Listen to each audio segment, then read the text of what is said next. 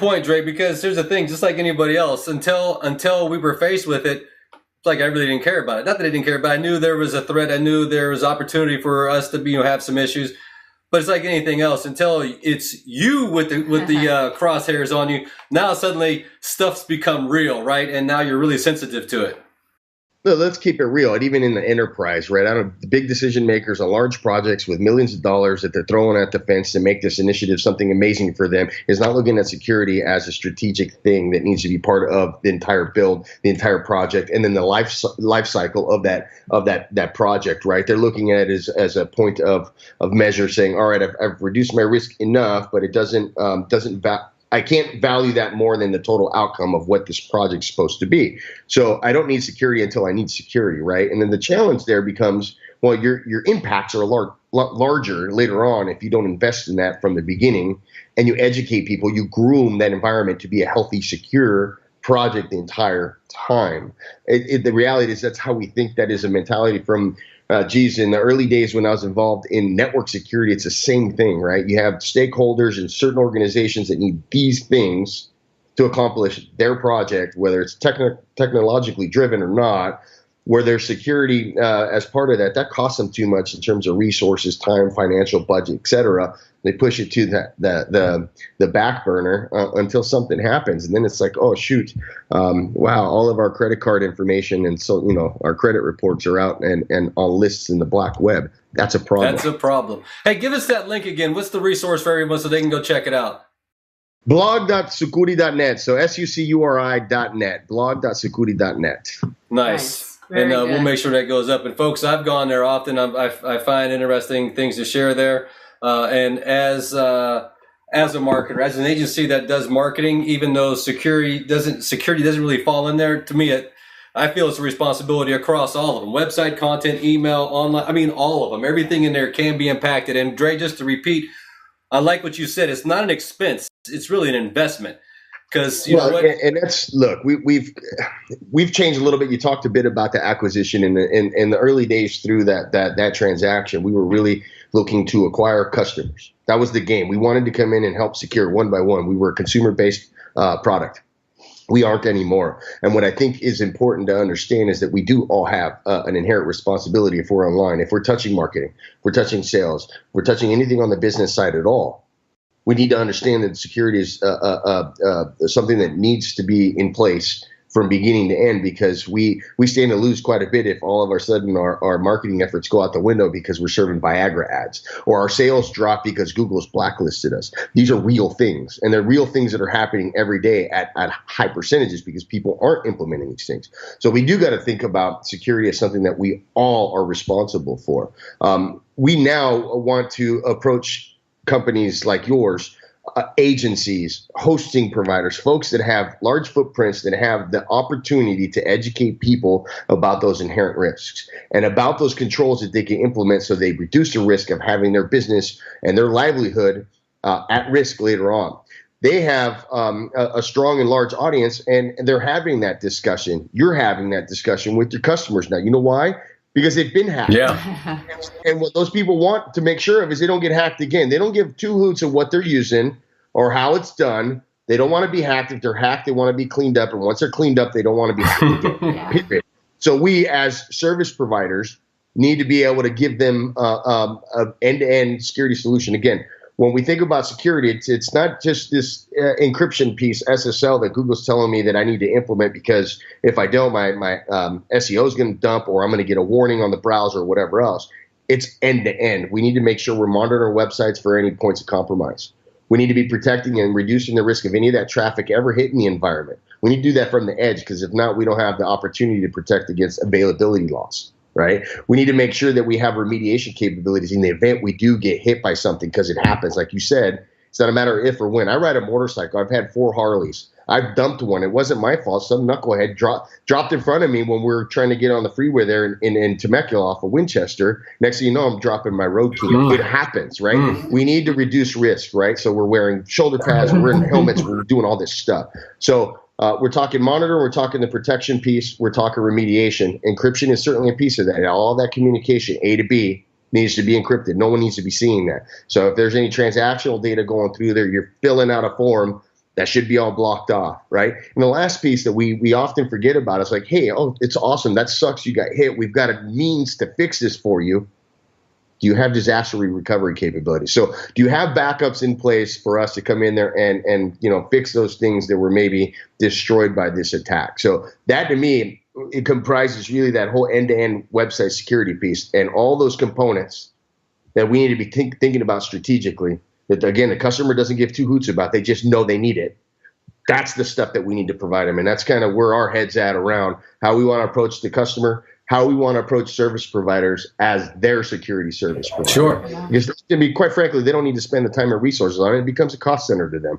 If I'm the host or if I'm, an agency and I'm in here cleaning websites, that's costing me a lot of time, money, resources for something that's not my subject matter expertise. Yep. Sure. Bring in a professional service, come in and do that. And we're not the only ones. There's other folks out there, but that's the way I think we need to be thinking about this to expand the opportunity to protect as many people as possible. Right there with you. Couldn't agree more. The funny thing is, you mentioned in the beginning about Viagra ads or other things. I actually saw a site that Viva Viagra. We went to we added the new client, added them to the Google Search Console just to kind of monitor stuff. They're like, well, look at all these weird ads. We had breast augmentation Tulsa. We had Cialis. We had I'm like, where did all this crap come from?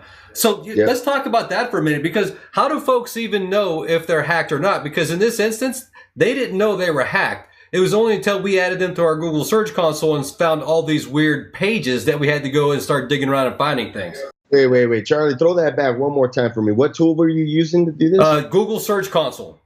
Now, that's one means to take a look to see what's going on in terms of the health of your website, right? And there's some various tools, and they're awesome tools to kind of check out what's going on, from dead links to, is there weird SERP results that I got to be really concerned with, what have you. I like that. Again, monitoring is a super interesting thing. What we're talking about there is search engine poisoning. Okay, and search engine poisoning is very real. Again, we step back into those automated attacks. People inject code into your website, and the idea there is to steal your ranking. So if you're, let's say, a Google page rank 2, what have you, and if things are going awesome, and all of a sudden, again, you're selling cupcakes, but you're selling Cialis ads, what they're doing, that's a big scheme that's been around since the early 2010s. All the medical affiliate programs. So there is a financial value to them having people click on your link and redirecting them to these pharmaceutical sites, because they're getting paid per impression, right? So as much traffic as they can filter over to these websites, it's valuable to them because it increases their pocketbook, right? Their value increases. So what they do is they automate these attacks, and they take as many websites as they can. They steal all their search engine results by hijacking them and redirecting them to these pharmaceutical sites. And the next thing you know, they're making money, and you're going, I don't have any issues where I need a blue pill. This is crazy. Right? So, yeah, and it happens quite a bit. So that really comes back, again, to access control, making sure your passwords are good, keeping your software updated, right? Reducing access, right? People don't need access for all the time for forever, right? So give them enough to do their job, and once they're done, get them out of there. Reduce access altogether. So it's again, kind of implementing those basic security principles, not 40 plugins, because now you're probably introducing more risk. It's really the basic security principles that'll help you get through that. But yeah, search engine poisoning is a real thing. And those redirects, man, they're crazy. They're crazy, and it'll get you blacklisted pretty quickly. Yeah. Hey, so do you have any resources for other scanners, other monitors, or just somewhere where a person can drop their URL in and determine if they've been hacked or not? Well, we can do a good job of that we have a free tool called sitecheck.sucuri.net. And what SiteCheck does is actually checking quite a few things. But it's really focused around points of compromise. Okay, so this is a remote scan. So it's any remote scanner out there that tells you, I will tell you 100% for sure that your hacked is full of it. And so we can't tell you that, and it just doesn't make sense, because the idea there is to check the way that a website's rendered in specific with specific variables or conditions. So we'll check to see, like, if we're Google bot, or we'll check to see if we're whatever type of browser, right? So we're making sure that we're looking at the results of these pages through the scanner, like through your eyes, my eyes, different geographical areas. We're looking through our signatures and definitions of known bad stuff that happens when it's rendered. So let's say we find spam on the site or whatever else, we can report against that. We can report against blacklisting. So we can go and check to see if Google, McAfee, all those major blacklisting agencies have you on their list. And if they do, we report all of that. So it gives you a really, really good and granular look as to what's going on. But again, it's only remote. So for example, let's think about WordPress. WordPress is only going to render certain page files and pages upon a remote scan. Or let's say you go to type in the URL, it's only going to serve certain files. There's a lot of back-end core files that make all that good stuff work, but you're not going to see those results when you ask for that page or a specific page. So the only way to get a real true sense of, hey, is this site hacked from a monitoring or a scanning perspective, is to do the remote check to say, hey, look, this is what it looks like when it's served, and it's served from this IP address versus this IP address, right? Because again, a lot of malware hides based on conditions. And then on the other side of that is checking all of the files on that server. So part of our monitoring engine is both of those things, right? We want to check the output as a rendered site, and then we want to do checks on each one of the files inside of the server environment, because we check for things like backdoors. You know, and we know that 85%, and probably a little bit higher than that, of all sites that have been hacked have some type of backdoor that's pushed onto the server, right? So that gives them command and control and access later on. So once you clean it, you go, awesome, everything's good, and 2 days later you're infected again. That really sucks, but it happens in the majority of cases. So we want to check for those backdoors. We want to check for rootkits. We want to check for any integrity changes inside of the core files, things like that, known spam that's been input into files that are not rendered on a page request. Both of those in marriage give you a really, really strong look at the site, and with a lot of confidence, I can tell you that it's pretty damn accurate.